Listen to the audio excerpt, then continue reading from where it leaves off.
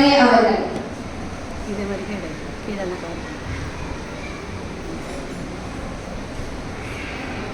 யாரும் ஊரே யாவரும் கேளி என்ற உயரிய சிந்தனையோடு இங்கு கூடியிருக்கும் மதிப்பிற்குரிய பெரியோர்களை, சான்றோர்களை, அன்னை தமிழின் நதியணையில் அமர்ந்திருக்கும் பெரியோர்கள் அனைவருக்கும் எம் முத்தான முத்தமிழ் வணக்கத்தை தெரிவித்துக் கொள்கிறோம்.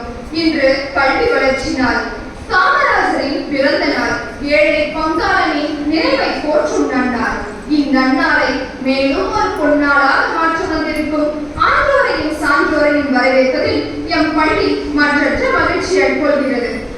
உணவு மற்றும் உணவு பொருள் வழங்கல் துறை அமைச்சர் திரு பி. வெங்கடரமணன்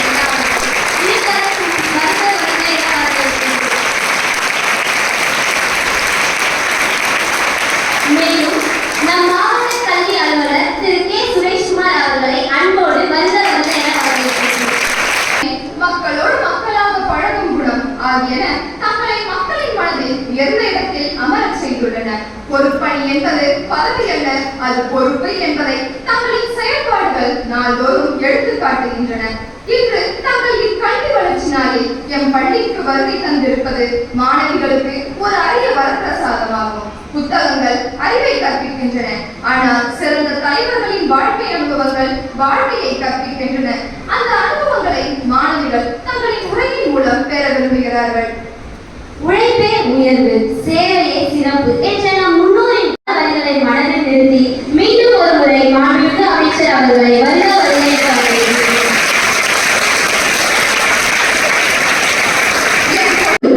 மாண்புமிகு உணவு மற்றும் உணவு பொருள் வழங்கல் துறை அமைச்சர் திரு P. Venkataramanan M.Com, MBA, ML அவர்களை கௌரவிக்க வருமாறு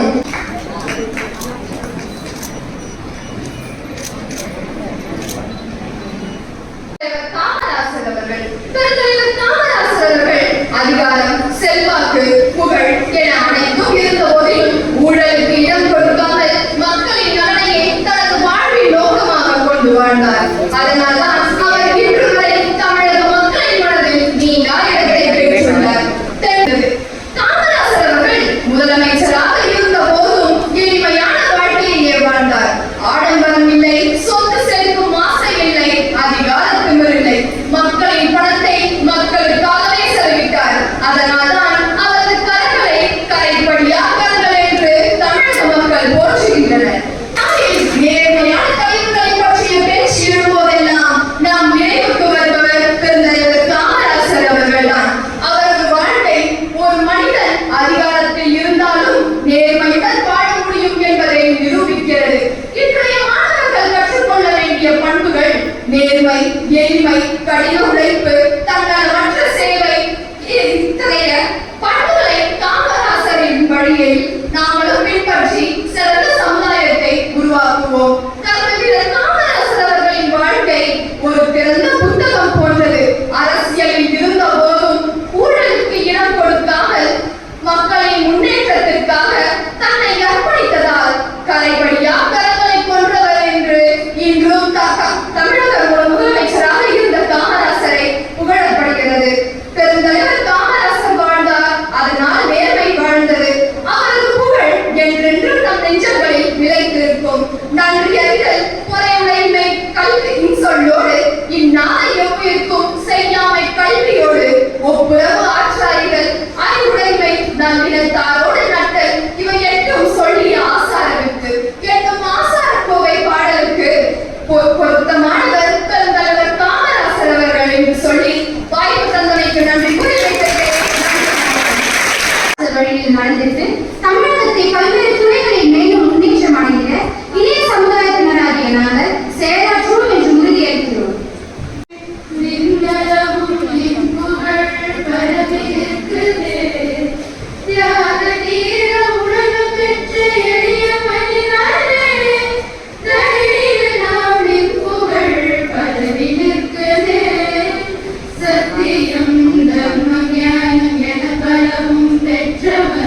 தன்னடக்கம்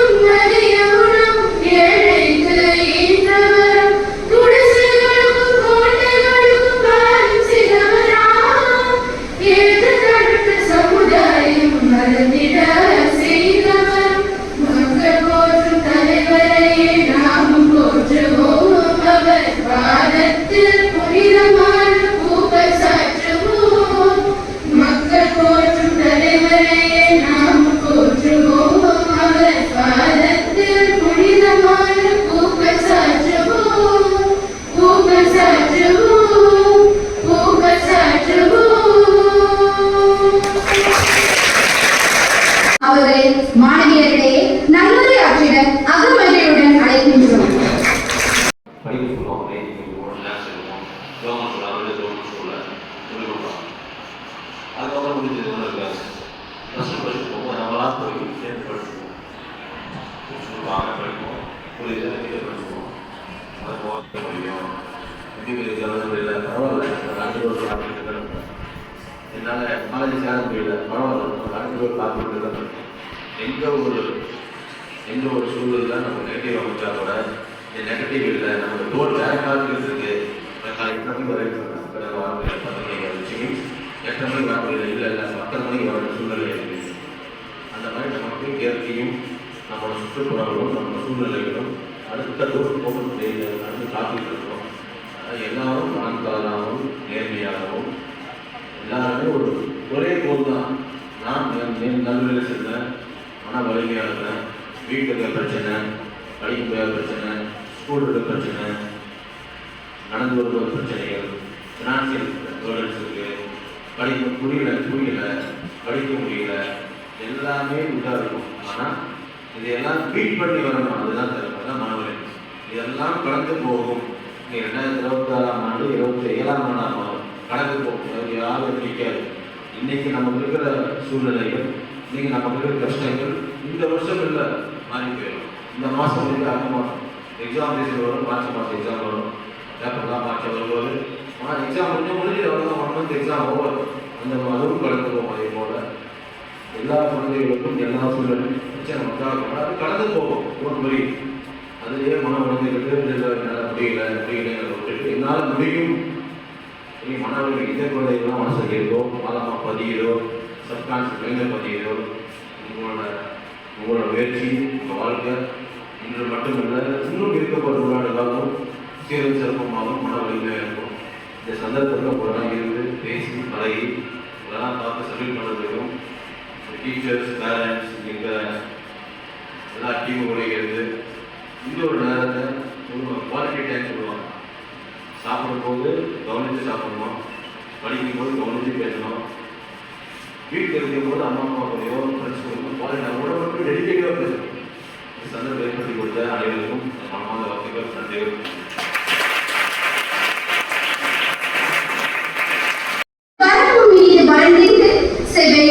வாழ்வோம் தினம் இன்று கவிமணியின் கூற்றின்படி நாங்கள் நடந்திடுவோம் என உறுதி கூறுகிறோம் ஐயா. அடுத்ததாக சேவியர் காமராசரின் பிறந்தநாளையொட்டி நடைபெற்ற பேச்சு போட்டியில் வெற்றி பெற்ற மாணவிகளுக்கு பரிசுகளை வழங்கிடவும் 10ஆம்